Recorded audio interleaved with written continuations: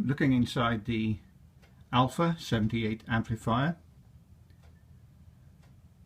and on the 40 meter bandpass section there's a capacitor that's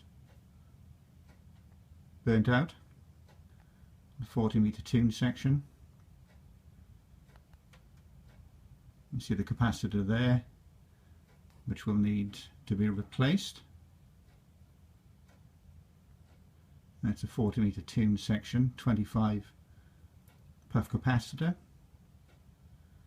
And also interesting, looking at the variable here on the 15 meter tune section, that there's been some arcing between the plates of the capacitor. Doesn't need to be replaced, but you can see the arcing between the fixed and the variable plate.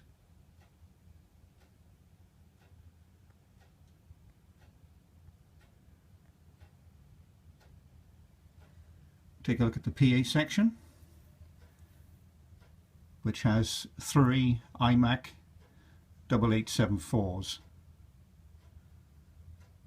That's the PA section of the Alpha 78.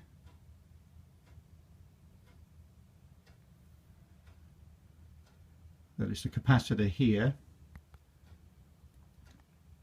that needs to be replaced. You see it's burnt out. Get the camera in focus.